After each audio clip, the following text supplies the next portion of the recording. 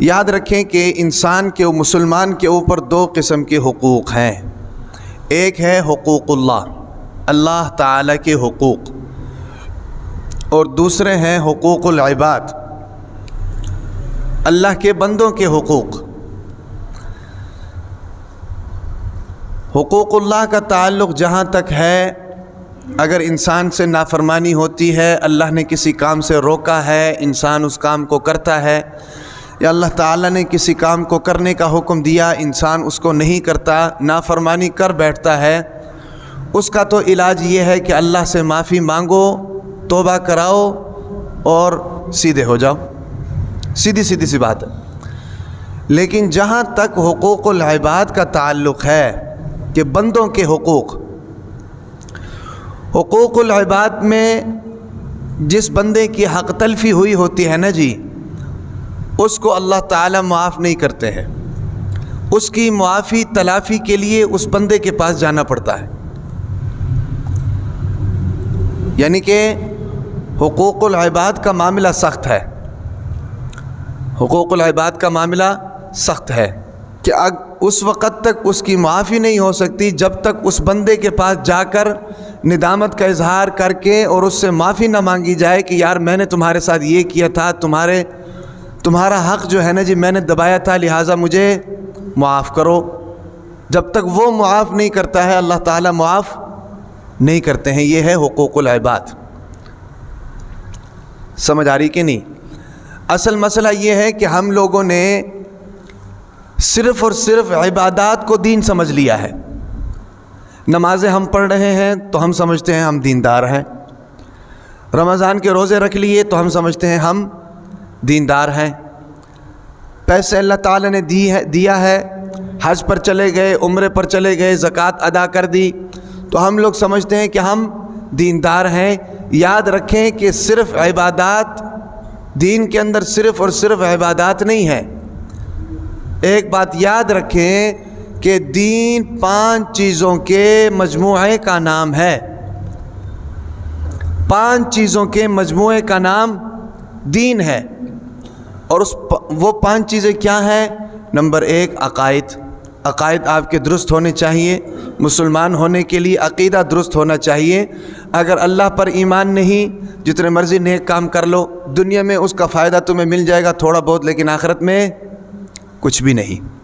یہ آپ دیکھ لیں کتنے ہسپتال یہاں بنے ہوئے ہیں، غیر مسلم لوگوں نے بنائے ہیں. نیکی کا کام ہے کہ نہیں؟ رفائی کا کام ہے، نیکی کا کام ہے. لیکن اس کا اجر قیامت کے دن کوئی نہیں ملے گا. دنیا میں وہ رچ بس جائیں گے، اللہ تعالیٰ ان کو کھلائیں گے پلائیں گے ان کے ان کاموں کی وجہ سے. لیکن آخرت میں کیوں؟ عقائد درست نہیں. تو پہلی چیز مسلمانی کے لیے پہلا شعبہ عقائد درست ہونے ضروری ہیں. عقائد کے بعد آ جاتا ہے جی نمبر عبادات کا. عبادات، روزے، نمازیں، زکوٰۃ ہیں بھئی، نوافل، صدقہ، خیرات، حج، عمرہ، یہ سارے عبادات ہیں. یہ دوسرا شعبہ ہے. اس کے بعد تیسرا شعبہ ہے معاملات. آپ کے معاملات آپس میں کس طرح ہیں؟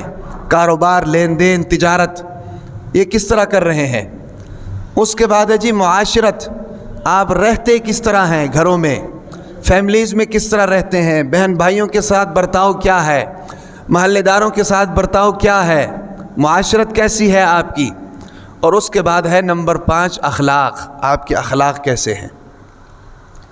تو یہ 5 چیزیں دین کا مجموعہ ہے. اور ہم نے کیا سمجھا ہوا ہے دین؟ صرف عبادات. نماز پڑھ لی، اللہ اللہ کر لیا، پہلی صف میں آ کر نماز پڑھ لی کافی ہے. بہن کا حق دبا دیا ہے کوئی پتہ نہیں،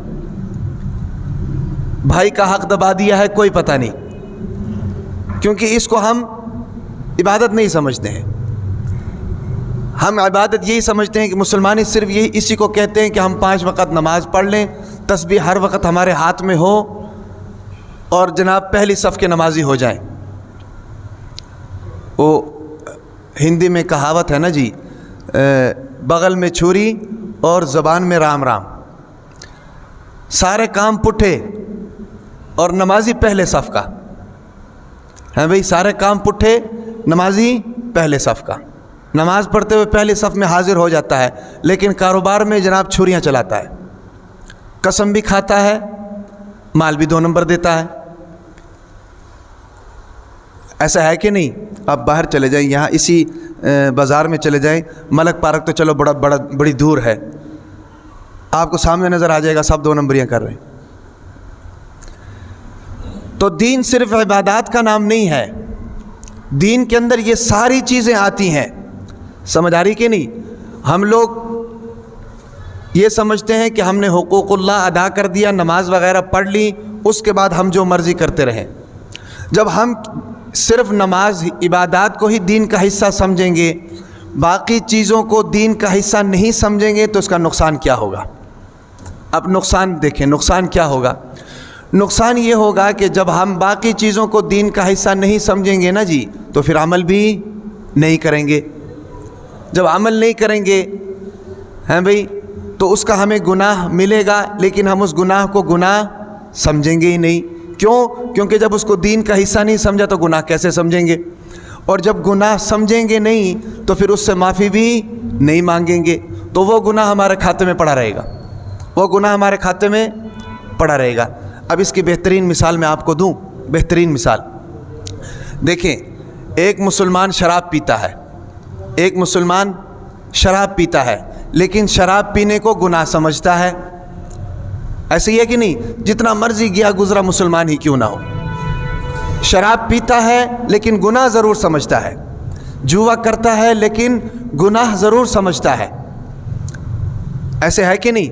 तो जब एक आदमी एक गलत काम को गुनाह समझेगा तो कभी ना कभी तो माफ़ी मांगेगा कि नहीं, कि यार मैंने बड़े गुनाह किए हैं, मैं अल्लाह ताला से माफ़ी मांगूँ, यार कोई पता नहीं किसी वक्त बुलावा आ जाए, किसी वक्त सफ़र आखिरत शुरू हो जाए, तो वो उससे क्या करेगा? माफ़ी मांगेगा। लेकिन एक आदमी एक गुनाह को कर रहा है और उसको गुनाह ही नहीं समझ रहा, तो माफ़ी कैसे मांगेगा? मिसाल के तौर पर हम किसी भी मजलिस में चले जाएं, गीबत होती है कि नहीं? वहाँ पर गीबत होती है कि नहीं? और गीबत को हम लोग गुनाह नहीं समझते हैं, और जब गुनाह नहीं समझेंगे तो उससे माफ़ी कैसे मांगेंगे? हालांकि शराब पीना भी गुनाह का काम है, गीबत करना भी गुनाह का काम है, लेकिन गीबत करना इस लिहाज से शराब पीने से ज़्यादा गुनाह है कि हम लोग उसको गुनाह समझते नहीं हैं। तो जब समझेंगे नहीं तो फिर उससे रुकेंगे कैसे? और जो अल्लाह ताला ने गीबत के मुताल्लिक़ कुरान मजीद में जितनी सख्त आयात उतारी हैं, शराब के मुताल्लिक़ नहीं उतारी। शराब के मुताल्लिक़ इतनी सख्त आयात अल्लाह ताला ने कुरान मजीद में नहीं नाजिल की जितनी गीबत के मुताल्लिक़ नाजिल की हैं। क्या फरमाया? अयुहिब्बु अहदुकुम अन याकुल लहमा अखीहि मैतन फकरिहतुमूह ला यतबअदुकुम बादा अयुहिब्बु अहदुकुम अन याकुल लहमा अखीहि मैतन फकरिहतुमूह। सबसे पहले फरमाया कि आपस में एक दूसरे की गीबत ना करो, और फिर बताया कि गीबत करना ऐसा है जैसे अपने भाई का गोश्त खाना। क्या तुम में से कोई पसंद करता है कि वो अपने भाई का गोश्त खाए? कोई नहीं पसंद करता। तो गीबत करना गोया कि ऐसे है जैसे अपने भाई का गोश्त खाना। कितनी सख्त बात अल्लाह ताला ने गीबत के मुतालिक नाजिल की है, और हम लोग 24 घंटे एक दूसरे की बुराइयां करते हैं, एक दूसरे की गीबत करते हैं, और फिर ऐसे सूफ़ी सनाउल्लाह होते हैं कि जैसे हमने गुनाह ही नहीं किया, उसको गुनाह समझते ही नहीं है। तो जब उसको गुनाह समझेंगे नहीं तो फिर तौबा कैसे करेंगे?